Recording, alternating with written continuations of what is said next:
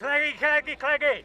Out, out, out! So you once voted Liberal Democrat, now you've got hammer and sickle on your lapel. How do you feel looking back about the fact you did it? I think it's a bit of an embarrassment when you do admit this to people, but, we were lied to. The Lib Dems, Nick Clegg in particular, they betrayed a generation. And as bitter as that was, it was one of the most valuable lessons I've ever learned.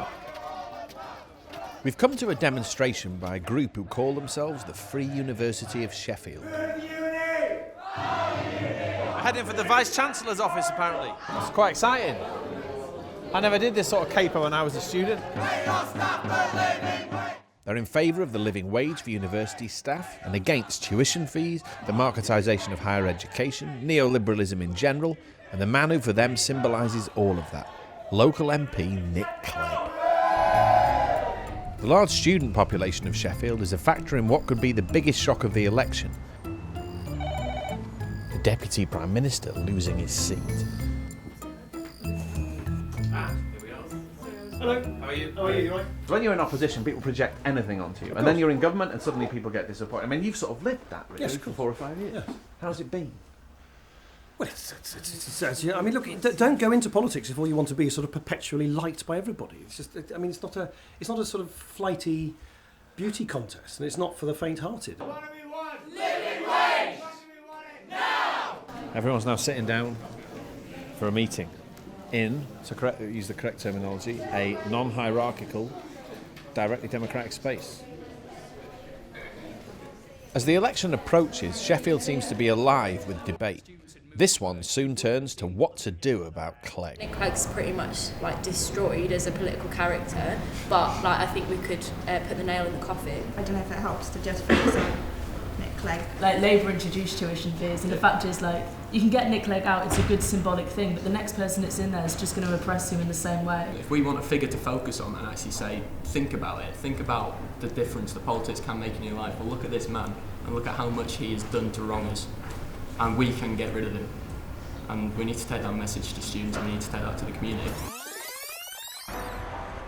5 years ago, we doorstepped this office the day after Clegg had wiped the floor with the other leaders in the first big TV debate. His long-standing election agent came out to share the good vibes.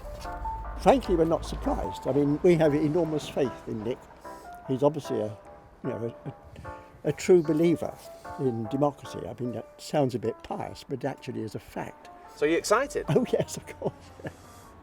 The revolution might be coming. Yes. Why not? You're too level-headed, you Liberal Democrat. Alan has now retired as Clegg's election agent, but he's still helping with his local campaign. I do remember it. I was brimming with excitement, and you were slightly more level-headed. We knew at the time we formed the coalition that it was not all going to be good. We were all aware that it might cost us, that we inevitably going to get some stick from the general public eventually, because we'd be associated with things we didn't like. That was inevitable, but it's got a bit further than I feared it might. There's no point in remaining simply a party of dissent. You actually want... It's nice though, wasn't it? Wasn't it nice? Oh, it's nice. And if, there was this party there, and if you didn't like the Iraq War, if you didn't like what someone was doing at the NHS, or you thought council tax ought to be reformed, whatever your bugbear was, there were the Lib Dems. Everybody loved you then.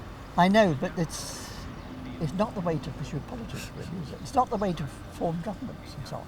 This is people who are defending their jobs and whatever, which we're going to cut now. There's no shortage of dissent at yet another Sheffield debate. An anti-austerity hustings in the centre of the city. There's no Lib Dem here, but Clegg's Labour challenger Oliver Coppard has turned up. Of course it would be big, but that's not why we're fighting so hard here, because of the national significance. We're fighting hard here because this is my home. This is my home, and I feel like we've been let down, and everybody I speak to on the doorstep feels the same way too. And that's why I'm fighting hard here, because I don't think it's good enough to have an MP who can just say whatever they want, and then as soon as they get into Parliament, do something else. To put the battle here in context, Sheffield Hallam is the most comfortably off part of the city. Nick Clegg has a majority of 15,000, and the seat has never gone to Labour. Things might be getting interesting here. A couple of recent polls have put the Labour Party out in front, and these Labour activists think they might be in with a shout. She voted for Clegg last time and doesn't want to again. Like him. She was a Lib Dem last time, and now she's completely unsure. She certainly didn't vote for the coalition. Was very disillusioned about that. Yeah, put him down as against. I think he's a no voter. I've got him down as a no voter, I think.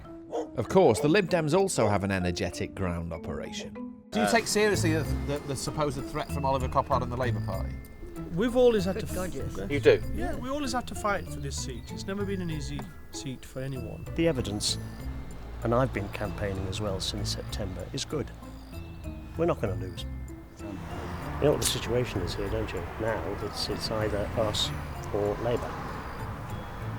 Is that how it is going to be? In this constituency in Sheffield. Are you essentially asking him to tactically vote against the Labour Party? Of course. Until we have a fair voting system, we have to have tactical voting. In terms of its basic values, you're the same party that I and millions of other people voted for in 2005 and 2010. Yeah, well, of course. The values don't change. Of course they don't change. Wouldn't a good way of assuring people like me that you're the same party that you were in 2010 and 2005 be to say we won't go into coalition with the Tories again? Well, no, because we've done that's it not, once and we won't do it again. No, because, you see, that's where a liberal either believes in pluralism and believes in a democracy, voters driving the decisions and the choices that politicians make, or you don't. Clearly, this election for us as Lib Dems is a sort of resilience election, and we'll grow. We'll grow once we're through this. Of course, we will. As with the national campaign, for Clegg, getting through this election means avoiding any dangerous moments, which perhaps explains a mystery around what should be the biggest debate in Sheffield during this campaign. Hosted by the main city newspaper, it's the only debate where Clegg will face his Labour challenger. The location and time are a closely guarded secret, and no other media are allowed in. There is a hustings, a debate type event today, where you are meeting your Labour opponent. No, I haven't met him before, yeah. Where's it happening? It's happening in a school in Bradfield. Can we come? I don't know. The Star's organising. Ask them. Yeah. What's going to happen there? So all the candidates are going to be there. We're all going to be asked questions. As Oliver Coppard told us last night, that there was a hell of a lockdown on it, and he feels it's a very sort of unsatisfactory event. Well, I mean, I don't organise these things. The local paper organises it. It's up to them to decide how to do it. Can we tag along? If you like, I don't mind. After all, that's the newspaper. Well, the supposed hottest ticket in town for a debate we're not allowed into, featuring Nick Clegg and his Labour opponent Oliver Coppard, is somewhere down this long and quite terrifyingly hilly road, the remotest corner of the constituency. Well, this is the location for this big debate, and just no civilization sort of stops here. So it did happen here. We had the debate in front of 14 relatively very quiet young 4. people. Yes, 14 young people from the sixth form at the school. Could any of them vote? Some of them could vote. None of them were allowed to say anything. So they weren't allowed to say anything? No, they weren't allowed to say anything. How do you go to a debate and not say anything? Well, they seemed to manage it. They were very well behaved, and a credit to their Do you mean they ask a question and then shut up? No, the questions were asked on their behalf.